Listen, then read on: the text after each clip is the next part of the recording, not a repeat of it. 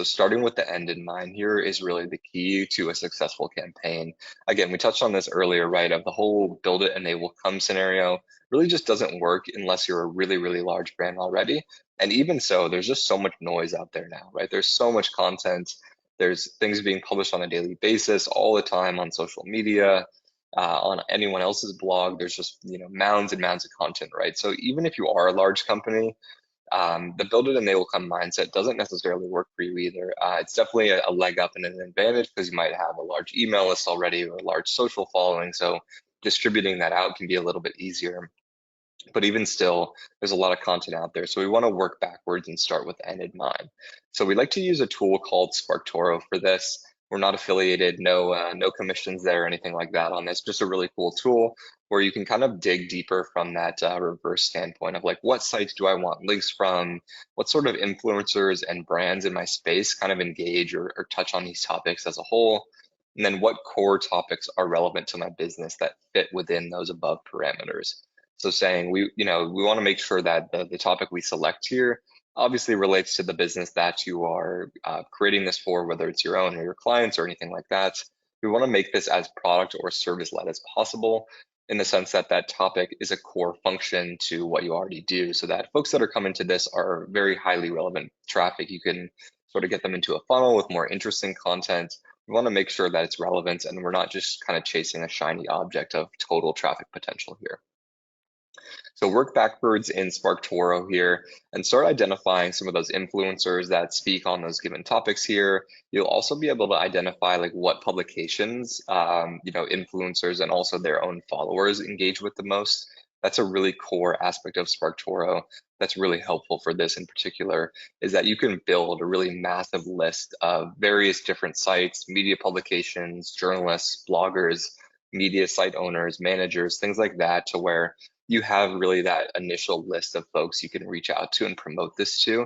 And just based on the research here that SparkToro does for you, that these folks cover that topic already and they're very interested in it. So if you're able to provide them a really cool, unique data set that they can reference, you're going to have just higher success rates as a whole. And so that's why we work backwards. We're trying to do this from a strategic angle of saying, here's the people that touch on this. It's related to us.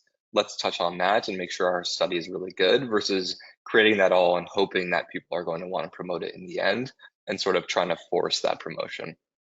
So highly recommend using SparkToro there to dive in. The next is going to be around creating your topic and angle. And so you can get a little bit of inspiration, obviously, from what already exists out there. You can get cool ideas and kind of put your own spin on them. Differentiated enough to where news outlets would cover it is really the only caveat here, right? In that if you're a company and you check out HubSpot's here, that's the example on the left here, the State of Marketing Trends Report. If you just copy that and you're not HubSpot, it's just not going to perform well, right? HubSpot's is a little bit more authoritative. They've got that kind of, history of doing this report in the space. So we want to make sure that we're differentiating enough to where news outlets would cover it. We want to ask different and unique questions.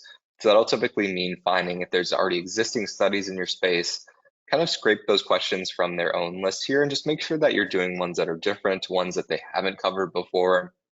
If you need more inspiration there, I highly recommend just plugging in some of those keywords or questions directly into Google and just looking at sort of the SERP features that come up. So things like people also ask or search for, any sort of unique SERP features that come up. Those will give you really cool insights into what people are actually searching for and what they want to learn around that subject as a whole. So then you can uncover some cool new questions to cover in this. And that'll really help you differentiate that study to where if you're sending it to a journalist, they're actually going to want to promote it. They're not going to say, we've already touched on this, it's the same data, etc. Another cool thing you can do here is going to be tapping into any like relevant cultural trends if you can, which referred to commonly as like news jacking, where you're like, touching on something that's a little more hyper relevant in the short term to play into that study. It's decent for this. I wouldn't say it would be a main focus for you, as you want to make sure these are sort of evergreen pieces of content that you can update on a yearly basis. So don't center an entire campaign around it. You can do that as a sort of spinoff. But for the purpose of this, I'd recommend that maybe be like a question or two within there. If it's hyper relevant, you can kind of change those year to year as new cultural trends or news comes to light around that subject matter. The next step here is to formulate your ideal questions. And the key range here is around 10 or less. That's where you're going to get the maximum results for folks. So you can use realistically any survey style tool that you want. It really just depends on what floats your boat there. We used Survey Sparrow, which is pretty good. Again, not affiliated with them. Just was a clean structure that helped us also analyze and formulate some of the data on the back end. So it saves a little bit of time there. But you can also use things like a type form or whatever you prefer there that helps you create, good, interesting surveys. But the key here is making sure that you're focusing on hard-hitting questions and not necessarily just going for a massive quantity, right? You're just going to see a huge drop-off after around the 10 or so mark. Something we noticed early on was that around like 90% of people completed the ideal range of around 10 questions. And then the drop off was extremely significant. So around like 30 to 40% of people would actually complete a 20 total maximum. We didn't test anything beyond that because the drop off ranges were just too high. So we'd highly recommend, and we've done this sort of range before with a bunch of other clients, we recommend 10 as sort of that ideal range. It'll also force you to think a little deeper about the exact questions you're asking so that you're not just sort of asking fluff questions to have like data points, right? You want to make sure that the data points you're collecting are ones that don't exist already in the market, ones that journalists are going to cover. And so limiting that to 10 or less is really key here. Just maximize your results and then not spin your wheels on like, if you have to run ads to get more survey responses, you're going to have less, results to come through. So it's going to be a lot easier if you just limit those and kind of focus on the hard-hitting ones. So we like to also make sure that within these questions here, you're adding things like a qualifying and filtering question. This is going to be really key for when you're pitching to journalists and media owners. So this is a really critical step that we find a lot of folks tend to miss in this, is that they just go straight for the questions, but they don't include anything that qualifies or filters for experience. And a lot of this is what makes your study statistically significant and relevant to your niche. So this is a really key step that you don't want to miss, and that you want to ask for things like what's their experience or their age or occupation or what type of company do they work for.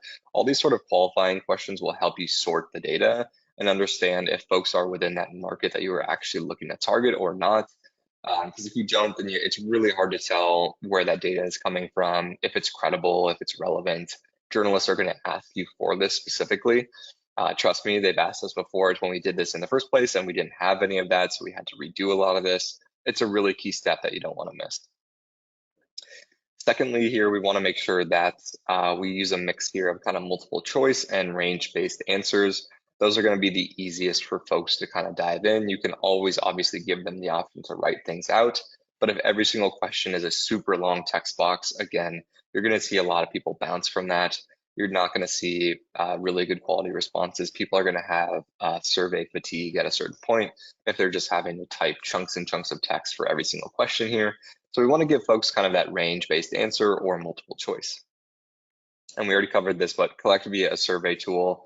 It's going to help you and analyze the data much, much easier if you can integrate it specifically into things like Excel, Google Sheets, etc. That's really going to help with the data analysis section here. So in terms of the data collection, this is the part where a lot of folks tend to get hung up on is, okay, I've got the cool idea, right? I've done all the research. I know what I want to cover. Now, how do I actually get people to respond to this in a manner that is, not financially insane for how much I'd have to spend to like get attention here?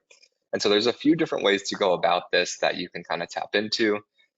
For the data collection side, you can sponsor niche newsletters. This tends to be a little bit cheaper because you're sponsoring newsletters that might be a little bit smaller, but might have a more concentration of your exact target audience in there. And oftentimes newsletters will give you their exact audience. So again, that really helps with the filtering qualifying questions.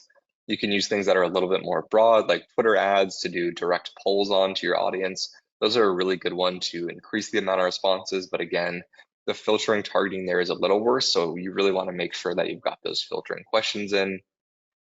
You can obviously tap into your own network there via socials is always great. And then lastly, if you're still struggling, you can incentivize with money.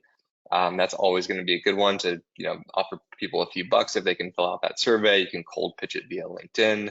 There's kind of a few key ways that you can go about it. Or you can, another thing we'll touch on in a couple slides here is how to utilize the network of others that are relevant in your niche. So looking at subject matter experts, influencers, things like that in your space, and how do you tap into them to basically make a mutually beneficial relationship here, to where they're being featured in your study here, and then you're getting access to their network to help complete that study with good data.